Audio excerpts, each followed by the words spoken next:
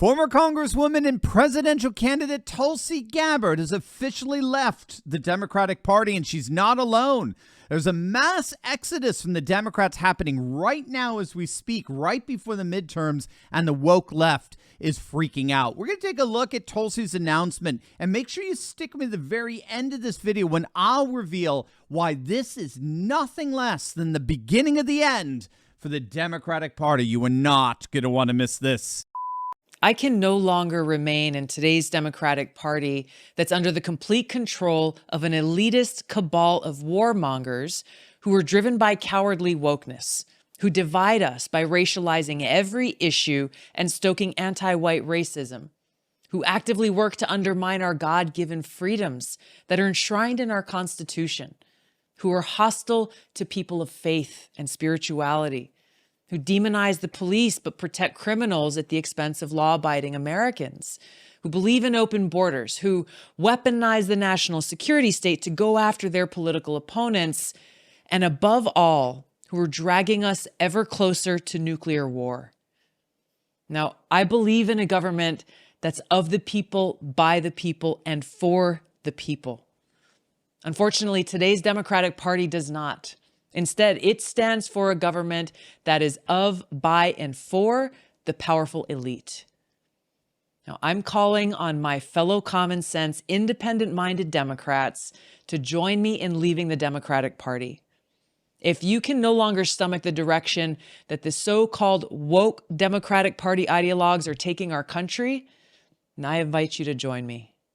That was absolutely brilliant. And that's classic Tulsi Gabbard. If you've been following her, Tulsi has this crazy, amazing, itemized brain that can just rattle off a barrage of facts and, if need be, accusations. Remember, this is exactly how she single-handedly torpedoed Kamala Harris's presidential run. Senator Harris says she's proud of her record as a prosecutor and that she'll be a prosecutor president, but I'm deeply concerned about this record. There are too many examples to cite, but she put over 1,500 people in jail for marijuana violations and then laughed about it when she was asked if she ever smoked marijuana. She blocked evidence. She blocked evidence that would have freed an innocent man from death row until the courts forced her to do so. She kept people in prison beyond their sentences to use them as cheap labor for the state of California. And she fought to keep cash bail system in place that impacts poor people in the worst kind of way. And Kamala's been a laughing stock ever since. Now, notice the list of grievances that Tulsi cited. I can no longer remain in today's Democratic Party that is now under the complete control of an elitist cabal of warmongers driven by cowardly wokeness. That's brilliant. I mean, that's some very impressive wordsmithing. Warmongers driven by cowardly wokeness. Wokeness does not allow for any debate, for any challenge whatsoever to its orthodoxy. It operates with totalizing categories. Silence is compliance, right? Rather than think, they get triggered. They shut down all debate, and they demand only submission. And when this gets turned into a foreign policy like it has with Russia, it risks, as she says at the end, it risks dragging all of us into an all-out nuclear war. And so that's where we see coercion and cowardice come together. And it's coming together in the modern-day Democratic Party. And then she says that these warmongers divide us by racializing every issue and stoke anti-white racism. This is cultural Marxism. Cultural Marxism exploits race as an indicator of victimhood. Ever since the publication of Herbert Marcuse's essay on repressive tolerance back in the 1960s, race for the radical left has been the dividing factor between two groups of people. One group is always considered the oppressor group, which of course in the West is the dominant white majority, whereas the other group is always considered the oppressed group, which is everyone else. And everything in society is supposed to evidence in some way, shape, or form, no matter how stretched or insane, that our entire social order is held together by this system of oppression. And this is today's modern Democratic Party. This is today's MSNBC every single night. Tulsi then went on to mention the radical secularization of the Democrats who actively work to undermine our God-given freedoms, hostile to people of faith and spirituality. Again, this is because both our Constitution and our Christian values are recast by leftists as active constituents in this systemic oppression. And then she says that the Democrats demonize the police and protect criminals at the expense of law-abiding Americans. And that's simply because those law-abiding Americans are the real criminals, as far as the Democrats are concerned.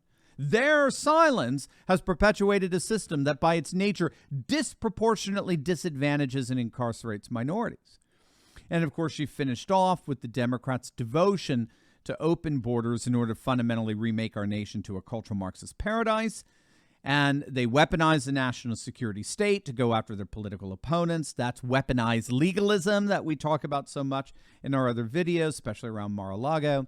And then above all, dragging us ever closer to nuclear war. And with these reasons cited, Tulsi Gabbard has announced her official break from the Democratic Party just weeks before the midterms, and she is encouraging her fellow like-minded Democrats to do the same. So what does this all mean? What is the big takeaway from all this? Well, one thing that we can all renounce together is a colossal failure of Joe Biden's economic insanity. And the best way for all of us to do that is clicking on that link below and meeting the amazing patrons over at Goldco. If you have $50,000 or more in an IRA, 401k or savings account, you need to protect those assets from bumbling Biden's insanity with the timeless value of gold and silver.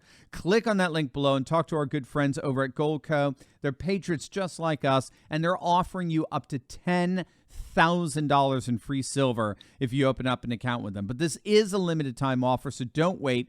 Click on that link right now and keep your assets safe with the timeless value of gold.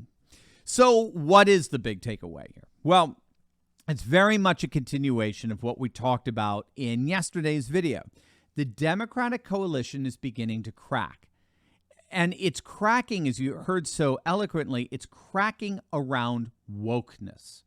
Wokeness, far from being the glue that's holding the Democrats together, is actually more akin to an explosion device that's shattering the party. Or as the New York Times recently referred to it, it's more like a kryptonite that's slowly poisoning the party and weakening it.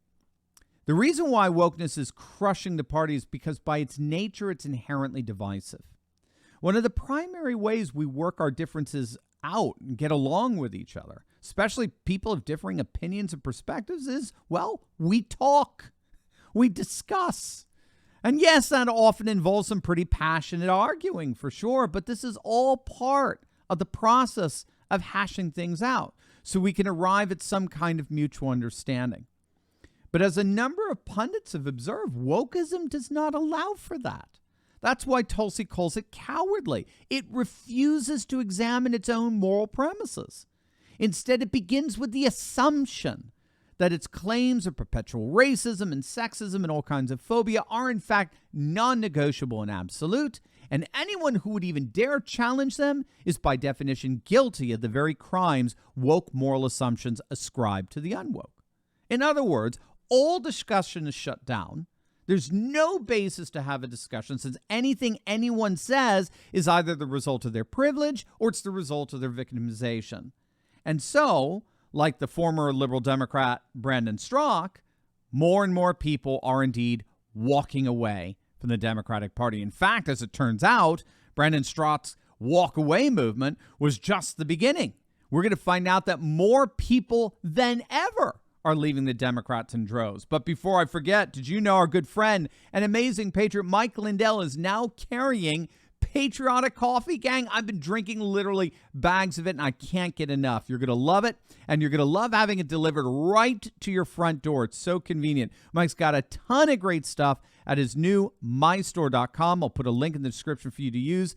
Code Turley to get 25% off the coffee and anything else that you like in the store. So enjoy. All right, so who's walking away from the Democrats? Well, the white working class have left the Democratic Party in droves. And that defection alone is turning states like Iowa and Ohio Wisconsin, Michigan, Pennsylvania, more and more red. And not just red, but deep red.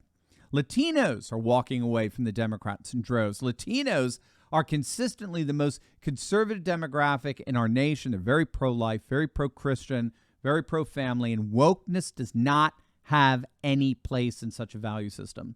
And we also noted in our video just the other day, even CNN is admitting that black men in particular are leaving the Democratic Party in record numbers. The Democratic coalition is indeed unraveling right before our very eyes, now with Tulsi Gabbard helping to lead the way.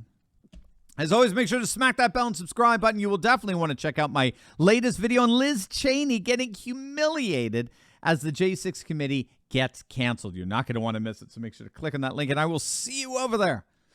God bless.